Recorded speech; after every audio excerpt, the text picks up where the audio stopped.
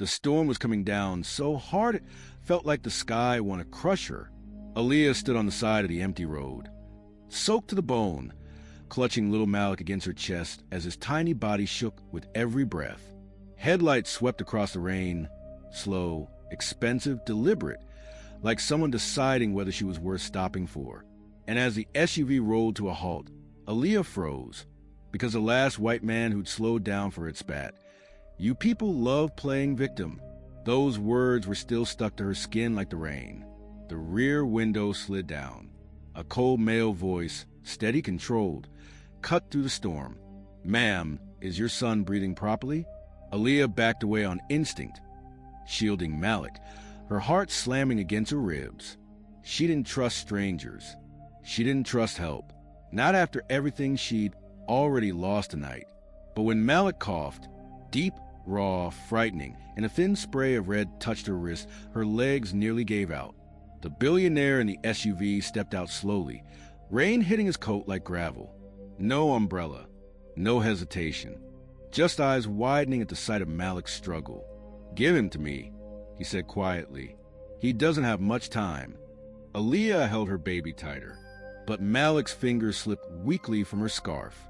His little chest convulsed, his breathing hitched, and in that moment, her fear of losing her son became louder than her fear of the man standing before her. She whispered one word, barely audible through the storm: "Help."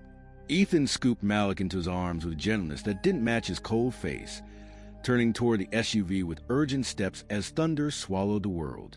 If this already made your blood boil, tap like, and subscribe so you don't miss stories where justice finally wins. The SUV tore through the storm, wipers fighting the rain as Malik's wheezing filled the cabin. Aaliyah sat in the back seat, one hand gripping her son's tiny leg, the other trembling against a leather armrest she was afraid to touch, because everything in this car looked like it cost more than her life. Ethan kept glancing at the rearview mirror, not with pity, not with disgust, but with a strange focus, like her son's breathing was the only thing he could hear. "He's burning up," Aaliyah whispered, wiping Malik's forehead with her sleeve. "We're 6 minutes away," Ethan said. "Stay with him." The way he said it, calm, firm, commanding, didn't match someone who just found a stranger in the rain.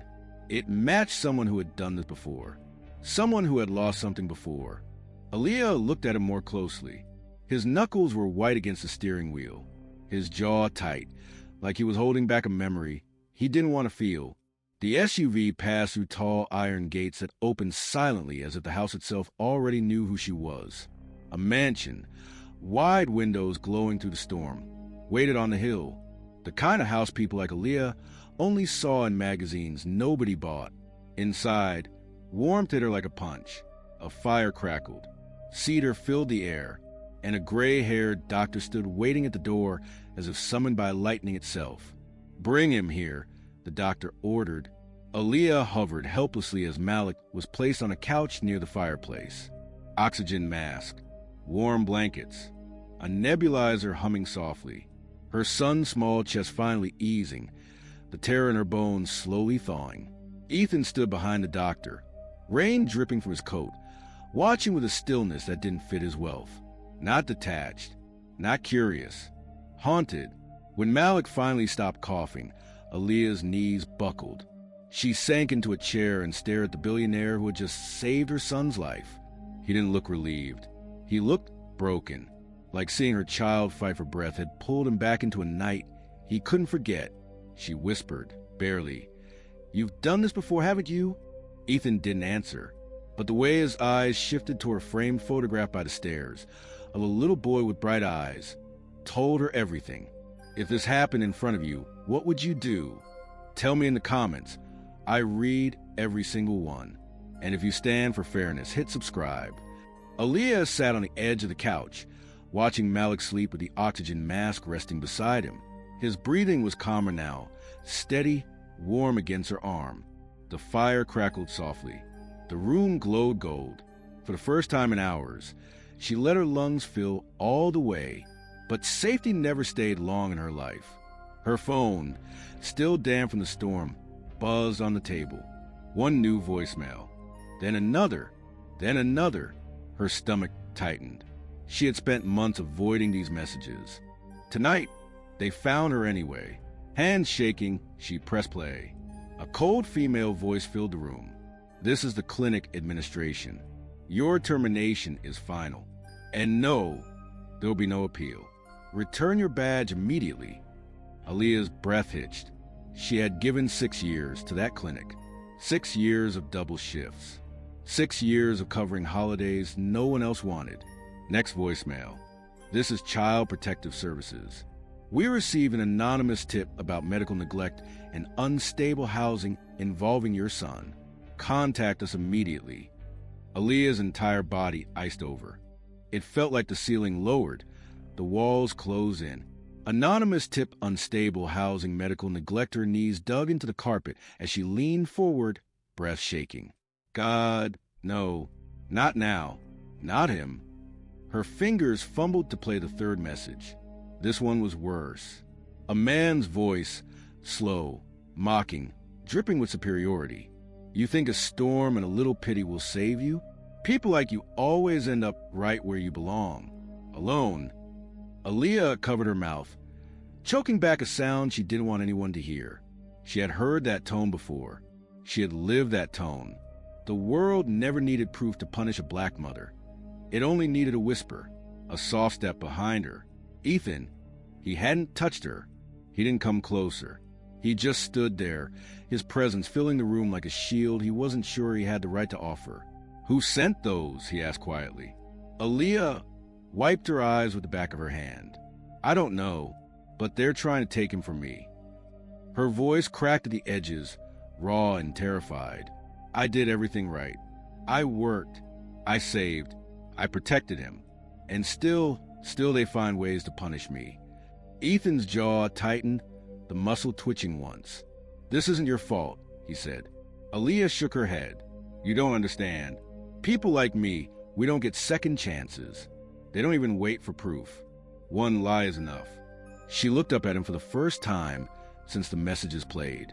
Ethan wasn't blinking. There was no coldness now, only anger, not at her, for her. He lowered himself slowly, sitting on the table across from her, leaving enough space, letting her choose a distance. "You're not losing Malik," he said. His voice was steady, certain, like a promise he had waited years to mean. "You hear me, Aaliyah? You're not losing him." Her lips trembled, but no words came out. For the first time tonight, she believed someone other than herself might actually fight beside her, not save her, fight with her. Malik stirred in his sleep, breathing lightly. Aaliyah touched his cheek, tears falling silently. The world outside might still be cold, cruel, and ready to strike. But inside this house, for the first time in a long time, she wasn't standing alone. The house had gone quiet, the kind of quiet that made every sound feel heavier. Aaliyah sat beside Malik as he slept, her hand resting on his small back, counting each breath like prayer. Across the room, Ethan stood near the window, rain streaking behind him like moving shadows. He had taken off his coat, rolled up his sleeves, but the tension in his shoulders hadn't softened once. Finally, he spoke carefully. "Aaliyah, those messages you received, those weren't random." She looked up, tired, hollow. "What do you mean?" Ethan turned toward her, his voice lower than before. "People don't file anonymous CPS reports out of concern. They do it out of strategy. Someone wanted to scare you, to trap you, to break you." Her jaw clenched. "That's what they do. They find one crack and turn it into a hole you can't climb out of." Ethan walked closer, not invading her space, but close enough for her to see the truth in his eyes. "How long have you been dealing with this alone?" Aaliyah gave a small, bitter laugh. "Since the day I found out I was pregnant. Every system built to help us was designed to watch us instead. You learn to survive quietly." Ethan studied her for a moment. "You shouldn't have had to survive anything quietly." Aaliyah looked away. "That's life for people like me." Ethan shook his head slowly. "That's life when no one with power steps in." His tone changed, not cold, not pitying, but resolute. Something shifting inside him. A door opening he'd kept locked for years. He pulled a chair and sat across from her, Let me show you something, he said. He reached into a drawer and placed a thin folder on the table. Not flashy, not dramatic, just heavy with meaning. Aaliyah frowned. What's that? He tapped the folder lightly. A way out. She didn't touch it, didn't even reach forward. She just stared, guarded. I don't want charity, she whispered. Ethan's face softened with something like respect. This isn't charity. This is strategy. Aaliyah blinked. Strategy? He leaned in slightly, lowering his voice. You said people like you don't get second chances. He paused. People like me do. Aaliyah stared at him, breath catching in her throat. He continued. And when someone with power stands next to someone they're trying to silence, the entire system starts to shake. That line hit her harder than the storm. Something clicked into place. A shift, a possibility she hadn't dared imagine. This man wasn't offering her pity. He was offering her leverage. Ethan opened the folder just enough for her to see the header. Legal protection plan, custody security, employment restoration, and CPS appeal shield. A full plan, not overnight charity.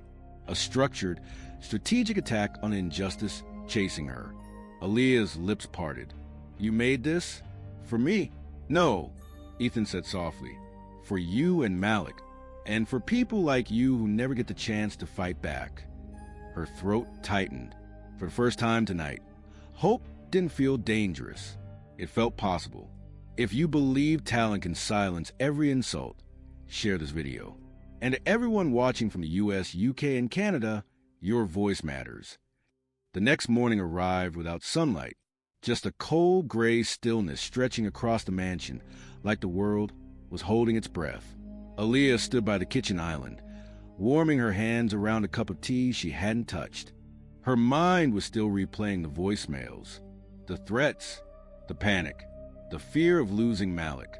Ethan entered quietly, a tablet in his hand, the same tension in his shoulders he carried all night. You didn't sleep, he said. Did you? She replied. He didn't answer. He didn't have to. A soft knock echoed through the house. Not loud, not urgent, but official. The kind of knock that made Aaliyah's heart drop straight through the floor. She froze. No, she whispered. Ethan's posture changed instantly, calm, controlled, unshaken. I'll get it, he said. But Aaliyah stepped forward. No, if it's CPS, I need be the one they see first. Her voice trembled, but her spine stayed straight. They walked together to the foyer. Ethan opened the door. A woman in her 60s stood there, neat blazer, tablet in hand, expression unreadable. Good morning. I'm Angela Mason, Child Protective Services. Aaliyah swallowed hard. Angela's eyes shifted to her gently. I'm here because of a report. I'd like to speak with you. Aaliyah nodded, forcing her breath to stay steady. Yes, come in. Inside, Angela took in surroundings, quiet home, organized space, warmth, safety. Her gaze moved to Aaliyah. Where's your son? Aaliyah gestured toward the living room. Sleeping. He's recovering from a severe asthma attack. Angela made a note. Then another. Do you have stable housing at the moment? Aaliyah hesitated. This wasn't her home. This wasn't her world. And one wrong word could paint her as irresponsible. Ethan stepped forward, not in front of her, but beside her. She and her son are staying here under my supervision, he said calmly, temporarily, until her situation stabilizes. Angela looked up at him. And you are? Ethan Brooks, he said. Recognition flickered in her eyes. Everyone knew that name, but Angela didn't bow or soften. She simply noted it and looked back at Aaliyah. Can you tell me what happened the night you were found outside? She asked. Aaliyah's throat tightened, but she spoke. I lost my job. My landlord kicked us out.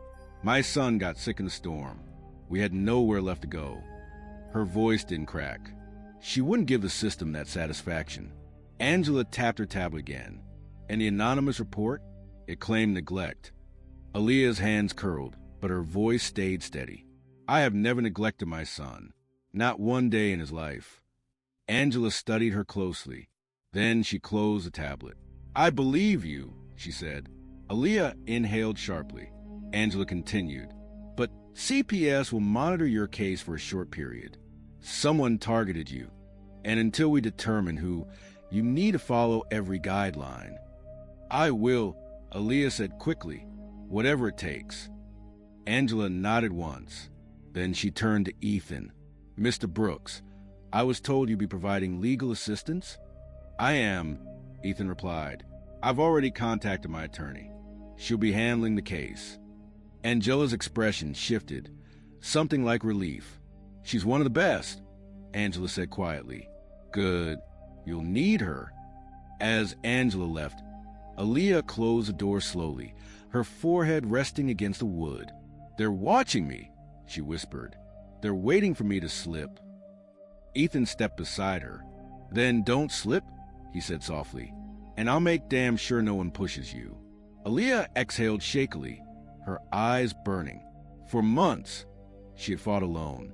Tonight, someone finally stood beside her, someone the system listened to. Malik's small footsteps echoed from the hall. Mommy? Aaliyah turned instantly, gathering him in her arms. His warm cheek pressed into her neck. I'm right here, baby, she whispered. And for the first time since the nightmare began, the words felt true. The next few days moved like slow thunder, quiet but charged. Aaliyah kept every window open for light, every document organized in a neat folder, every appointment logged down to the minute. CPS wanted perfection. She gave them precision. Ethan's attorney, Margaret Hughes, a sharp-eyed black woman with a voice that carried truth like a hammer, arrived that afternoon with a stack of files. She shook Aaliyah's hand firmly. I've read your case. You're not the problem. Someone else is. Aaliyah nodded, holding Malik close. Then let's find them. Margaret opened her laptop. I already did. Aaliyah blinked. What do you mean? Margaret turned the screen toward her. The name hit Aaliyah like a slap. Her former supervisor. The same woman who fired her without proof. The same woman who said, maybe you weren't a good fit long term. Margaret tapped the evidence. She filed the CPS report. Anonymous, malicious, and she did it using her clinic login. Aaliyah felt her stomach twist. Why would she? Ethan stepped closer, voice low. Because people like her know the system listens to them before it listens to you. Aaliyah's eyes burned, not from sadness, from fury held too long. Margaret continued. She also deleted security footage from the day the medication went missing. The footage shows a janitor pocketing the bottles, not you. Aaliyah covered her mouth. 6 years of loyalty. 6 years of double shifts. 6 years of being the first to arrive and the last to leave. And they threw her away without a second thought. What happens now? Aaliyah asked quietly. Margaret smiled, a small, sharp thing. Now, we make sure every room she walks into knows exactly what she did. That afternoon, Margaret filed a full complaint. Falsified report, retaliation, wrongful termination, defamation, negligence, and racial bias indicators. Ethan watched Aaliyah the entire time, not helping her speak, not speaking for her, just standing close enough to steady her without touching. When the clinic's board received the complaint, chaos erupted behind closed doors. But the real justice came the next morning. Aaliyah was sitting on the back patio with Malik when Margaret walked out smiling. It's done, she said. Aaliyah turned slowly. What's done? Margaret handed her a letter. They've cleared your name. All accusations dropped. CPS case closed. Official apology issued. Aaliyah's chest tightened. And the woman who filed the report? She asked. Margaret didn't blink. Terminated. And under investigation. Aaliyah stared at the letter, her hands trembling. Not out of fear. Not out of shock. But out of something she hadn't felt in a long time. Vindication. Malik tugged her shirt. Mommy? Are we okay now? Aaliyah picked him up, pressing her cheek to his forehead. Yes, baby, she whispered. We're okay. Ethan stepped onto the patio then, hands in his pockets. Sunset catching the corners of his eyes. He looked at Aaliyah, not as someone he rescued, not as someone he pitied, but as someone who fought a battle she never should have faced alone. You did it, he said softly. Aaliyah shook her head. No, we did. Ethan hesitated, then smiled, small, honest, unguarded. The kind of smile that came from a man who hadn't allowed himself one in years. Aaliyah exhaled, finally letting the weight slide off her shoulders. For the first time since the storm, the world didn't feel like it was closing in. It felt open, possible, hers. Morning light drifted through the tall windows like the world had decided, finally, to be gentle. Aaliyah stood at the kitchen counter, slicing fruit from Malik's breakfast, the soft rhythm of the knife steadying her breathing. The house felt different today. Not heavy, not borrowed, just calm. Malik ran through the hallway barefoot, giggling as he chased a wooden airplane Ethan had given him. The sound filled the space like warmth the walls had been missing. Aaliyah placed a plate on the table and looked around slowly, taking the quiet. A quiet not built from fear, but from peace earned the hard way. Ethan walked a moment later, hair still damp from a morning shower, sleeves pushed up, expression lighter than she'd ever seen it. He paused in the doorway, watching Malik with softness that softened the room itself. He sounds better, Ethan said. Aaliyah nodded. He is. He slept through the night for the first time in weeks. Ethan leaned against the counter. And you? Aaliyah let out a small breath. I slept enough. My mind wasn't fighting shadows for once. That's a good start, he replied. They shared a quiet moment. No storm, no fear, no emergency. Just two people who had survived their own worlds, standing in the same one for once. Aaliyah wiped her hands on a towel. I'll start looking for a place soon, she said softly. Something small, something steady. Malik needs roots, and I don't want to overstay. Ethan didn't try to argue. He didn't offer money. He didn't rush to fix it. He just nodded with respect. Whatever you choose, he said, you'll do it on your own terms. That matters. Aaliyah met his eyes. For the first time, she believed it. Malik climbed into her lap, pressing his cheek against her arm. Mommy, are we safe now? She kissed the top of his head. Yes, she whispered. We're safe. Ethan watched them with a look she couldn't quite read. Something between admiration and quiet grief, something healing and hurting at the same time. He moved toward the doorway, pausing for a final glance back. You know, he said, you walked into my home on the worst night of your life and somehow brought it back to life. Aaliyah felt her heartbeat shift. I didn't mean to, she murmured. Sometimes, Ethan replied, the things that save us aren't trying to. The room settled into a warm silence, the kind that didn't need filling. Aaliyah held Malik a little tighter, not because she was afraid, but because she didn't have to be anymore. The storm that nearly took everything from her had led her somewhere she never expected. Not to a miracle, not to a savior, but to a place where she could finally breathe, and breathe freely. For the first time in a long time, the future didn't feel like a threat. It felt like a beginning.